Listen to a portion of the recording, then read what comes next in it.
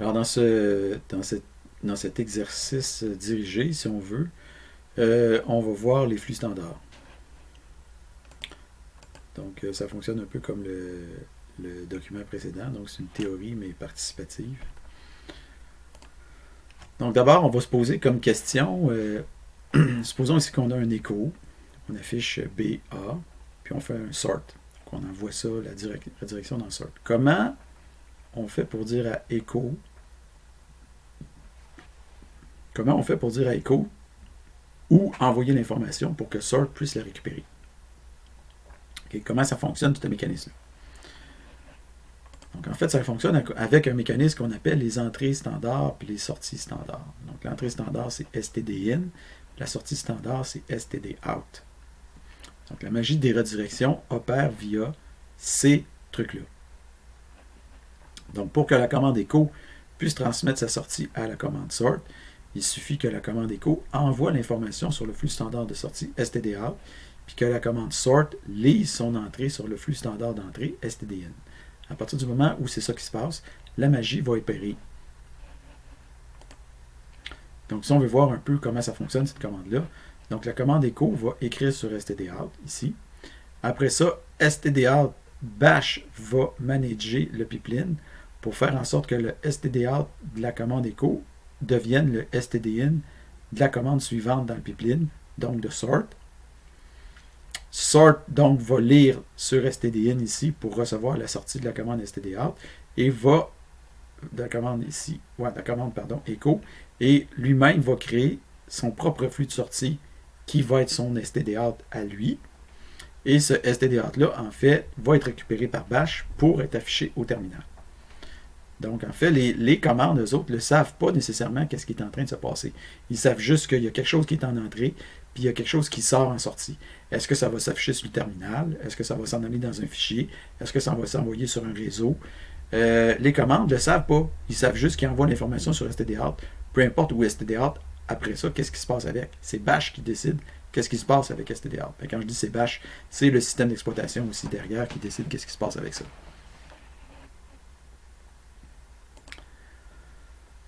Donc, on peut se poser la question, parce que là, on a vu ça, mais du point de vue du programmeur, c'est comment qu'on gère cette chose-là. Okay?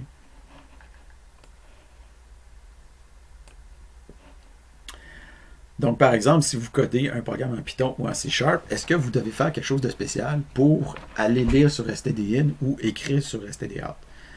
Alors, étrangement, ou si vous voulez, en fait, en général, il n'y a absolument rien de spécial à faire parce que les programmes que vous codez sont faits pour fonctionner comme ça. À chaque fois que vous faites WriteLine, donc en C# console.WriteLine, vous êtes en train d'écrire sur std-out. Puis à chaque fois que vous faites console.readline, vous êtes en train de lire sur std-in. Okay. Donc, vous n'avez pas, dans votre tête, vous avez l'impression que readline, ça va lire sur la console, puis que le WriteLine, ça va afficher sur la console. Puis effectivement, la plupart du temps, c'est ça qui se passe. Quand la commande n'est pas dans un pipeline ou n'est pas de redirection, c'est exactement ce qui va se passer.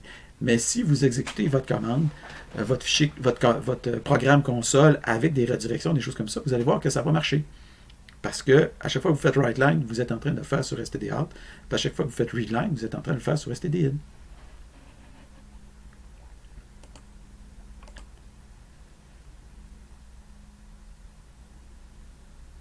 Donc ici, c'est comme ça, c'est un peu, ici, je reviens un peu sur cette notion-là. Donc, quand vous faites console par readline, vous êtes en train de lire quelque chose qui est donné par l'utilisateur. En fait, c'est l'idée que vous avez, puis en général, c'est ça qui se passe.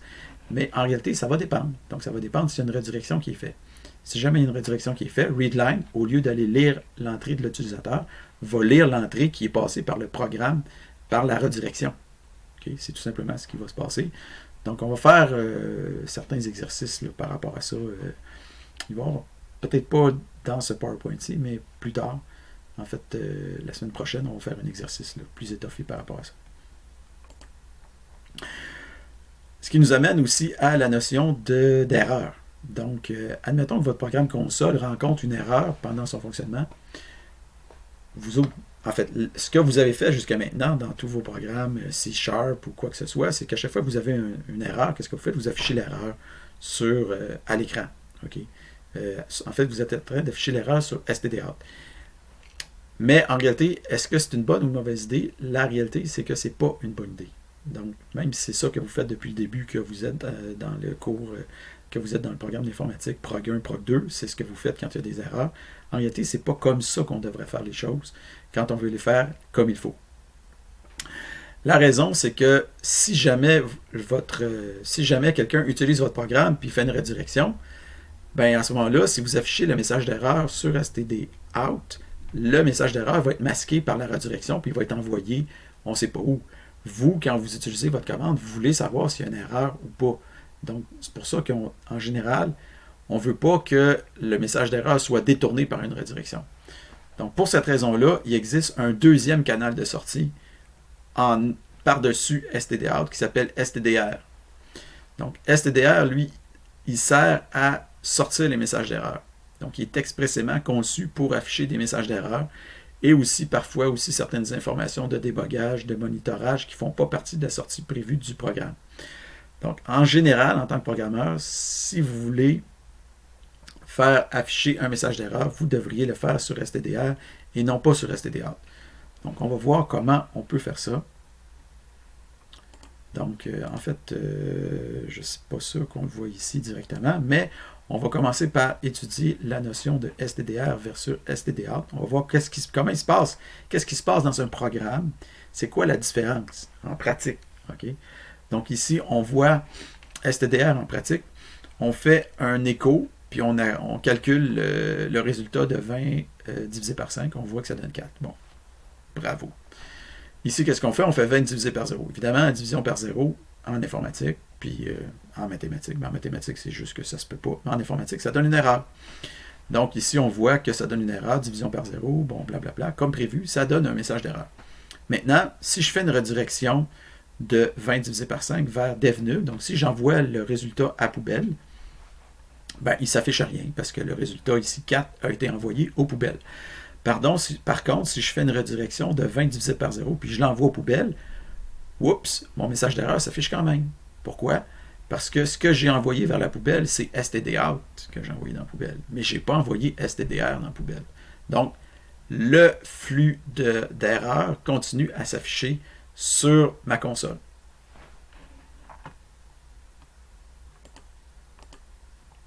Ici, on va voir un autre exemple.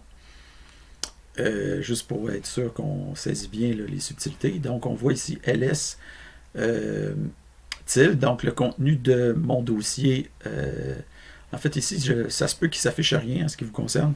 Si jamais vous exécutez cette commande-là, donc vous créerez en fait, vous aurez juste à créer un dossier bidon dans votre home personnel pour que cette commande-là ici puisse fonctionner. Donc ici, en fait, c'est ça que j'ai oublié de dire, c'est qu'évidemment, vous allez saisir ces commandes-là ici pour répéter la même chose pour voir que ça fonctionne bien. Okay? Pour vous convaincre que effectivement, ça fonctionne comme ça. Et même chose ici, là, on répète encore, on fait un ls, ça affiche le contenu de mon home à moi, mais vous, ça va afficher le contenu de votre home. Après ça, vous faites un ls tilde, évidemment, ça n'existe pas, donc on a un message d'erreur qui s'affiche. Si maintenant on fait un ls tilde, puis on fait on fait une redirection vers dev_nul, ben la sortie de la commande ls est envoyée aux poubelles.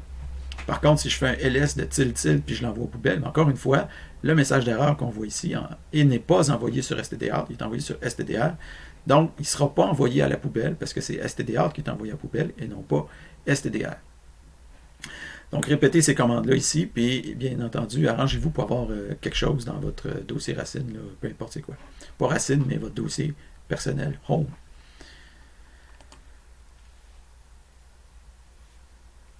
Donc, maintenant, je vous demanderai d'observer attentivement la séquence de commandes que vous avez ici, puis à départager c'est quoi les sorties qui sont stdout, puis c'est quoi les sorties qui sont stdr.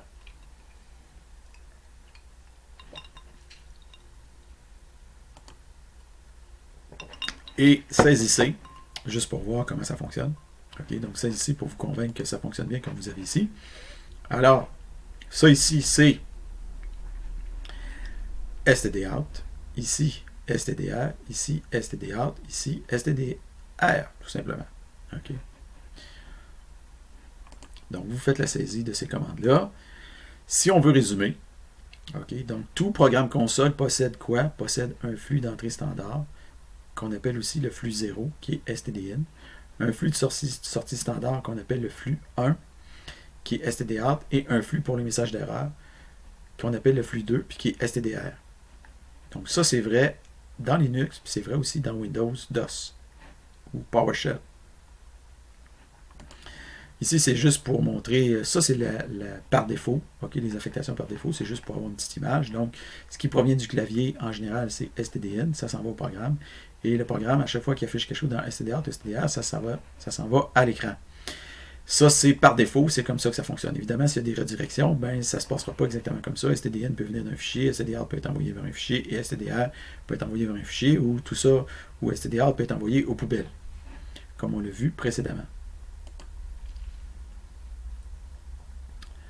Donc ici, on va s'amuser à faire une petite redirection du flux STDR, parce qu'il y a moyen de faire ça aussi. Donc, non seulement on peut rediriger STDR, mais on peut aussi rediriger STDR si on veut.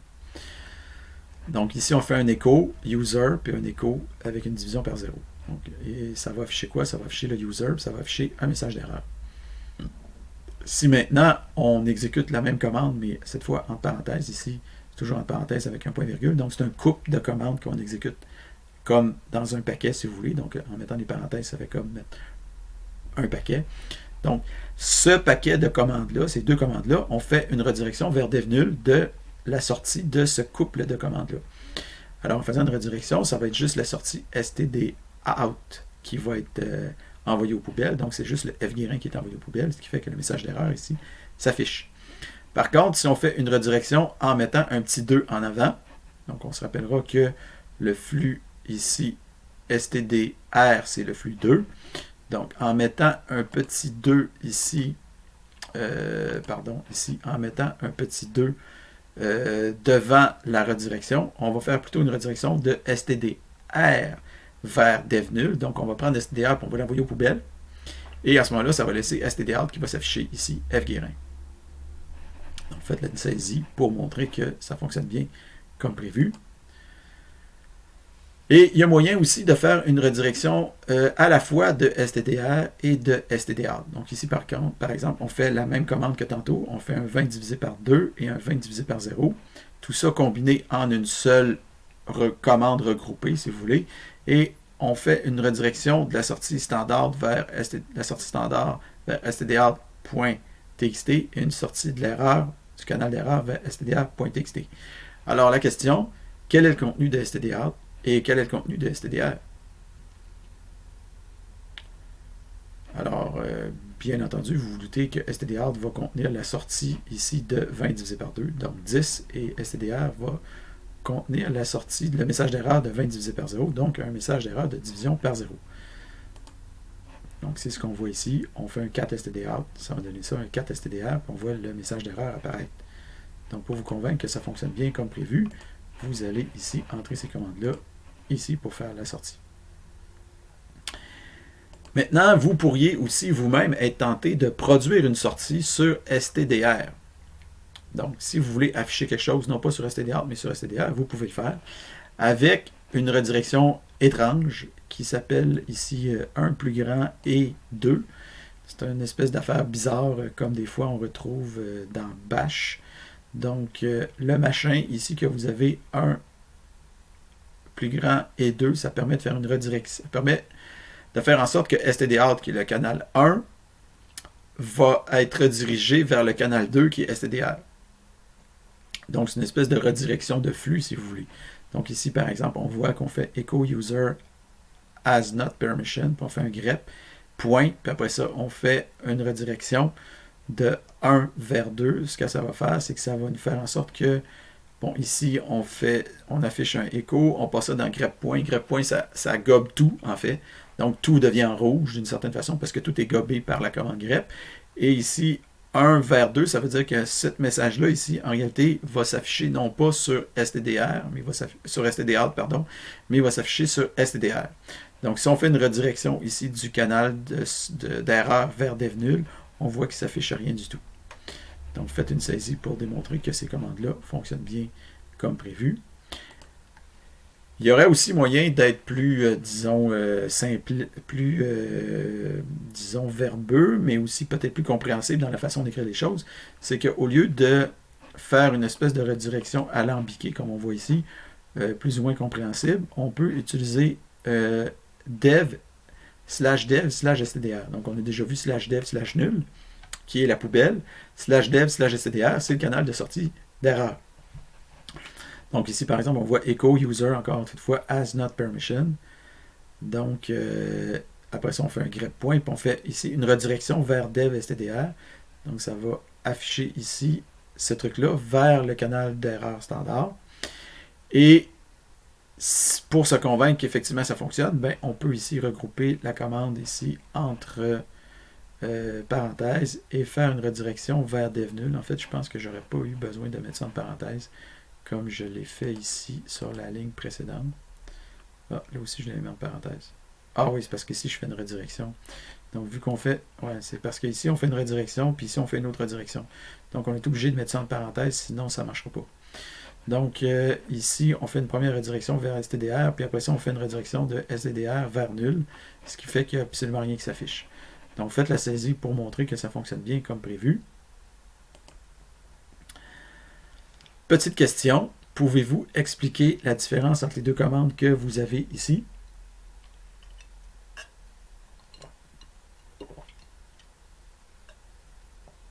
Alors, faites la saisie pour vous convaincre que ça ne s'affichera pas pareil. Donc, ici, on fait un echo, user, grep, on fait une redirection vers dev stdr. Et ici, on fait echo, user has no permission. Après ça, on fait une redirection vers dev stdr. Et on fait un pipeline vers grep point. Et ça s'affiche en blanc. Ici, ça s'affiche en rouge. Faites la saisie. Donc, ce qui se passe ici, en fait, c'est que quand on fait ici echo, puis qu'on passe par la commande grep, tout ça va être, disons, mis en rouge par la commande grep. Et tout ça, c'est affiché vers stdr, donc ça va s'afficher ici sur stdr. Par contre, si je fais écho ça vers dev stdr, ben, tout ce que j'ai ici s'envoie vers stdr tout de suite avant d'arriver dans grep. Grep lui reçoit l'entrée standard, donc en fait, grep ne reçoit rien du tout comme entrée suite à ça, parce que la sortie de echo est envoyée vers stdr, fait que grep, lui, en réalité, se retrouve avec recevoir absolument rien. Pour vous en convaincre, on a juste à faire grep-c pour compter le nombre de lignes reçues par grep. Et on voit que le nombre de lignes reçues, c'est 0. Puis on voit que ça ici, ça s'affiche malgré tout. Parce que ça ici, c'est stdr qui s'affiche. Et après ça, grep, lui, affiche 0 parce qu'il n'y a rien reçu en entrée. Donc, si on veut faire un petit résumé de ce qu'on vient de voir. Donc, commande 2 plus grand fichier, ça redirige le canal 2 qui est stdr dans un fichier. Commande 1 plus grand et 2, ça redirige la sortie stdr vers stdr. Commande plus grand dev stdr, ça fait la même chose que ce que vous avez ici. Arrêtez, ça fait une redirection vers dev stdr.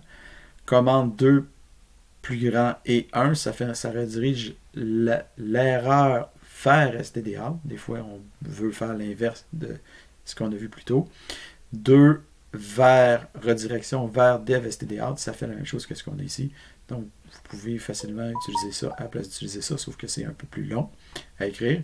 Finalement, vous avez commande et plus grand fichier. Ça capture les deux canaux en même temps, stdout et stdr vers un fichier. Donc, juste ici pour vous montrer les fameux std qui existent dans dev. Donc, si vous faites un ls, vous allez voir qu'il y a dev stdr, dev stdin, puis dev stdout. Les trois canaux existent. Dans dev, device, ok, dev c'est device, mais des fois il y a des devices qui sont spécialisés. Donc, vous avez dev nul qui est la poubelle, puis vous avez dev stdr, dev stdout, dev stdin. Puis ici, en fait, ça c'est des liens symboliques qui vont vers des trucs qui sont associés à votre processus qui est en cours d'exécution. Donc, ici, on voit processus self. Donc, le processus courant en cours d'exécution, FD File Descriptor 2, File Descriptor 0, File Descriptor 1, donc qui correspond au numéro qu'on a vu précédemment, 0, 1, 2 pour stdin, stdout, stdr. Donc, petits exercices pour bien cristalliser tout ça. Donc, d'abord, ici, une commande. En fait, l'idée, pour les 4 exercices, en fait, font la même chose. C'est que vous devez compléter les commandes. Okay, donc ici, c'est en grisé. Donc ici, on fait un ls-d tilde. Donc, on voit que ça s'affiche. Ça affiche d'abord, ça ici, ça affiche un message d'erreur. Et le tilde ici s'affiche comme étant mon dossier personnel. Donc, vous, bien entendu, quand vous allez faire la saisie, ça va être votre dossier à vous. Si maintenant, je fais un ls-d tilde, puis que je rajoute quelque chose après, OK, je ne vous dis pas c'est quoi, c'est à vous de le découvrir, ben, ça va juste afficher le message d'erreur. Si maintenant j'exécute la même affaire ici puis que je rajoute quelque chose après, ça va juste afficher mon home F Guérin puis le message d'erreur ne s'affichera pas. Toujours ici en exécutant la même chose. Donc vous devez compléter les commandes ici. Donc il faut exécuter les 3 commandes, celle-là, celle-là, celle-là, avec les bonnes choses ici pour que ça s'affiche comme prévu. La commande B, c'est la même chose. Donc il faut compléter la commande. Qu'est-ce qui va ici qui fait en sorte que vous avez ça ici qui s'affiche? La commande C, qu'est-ce qui va ici, qui fait en sorte que vous avez ça ici qui s'affiche.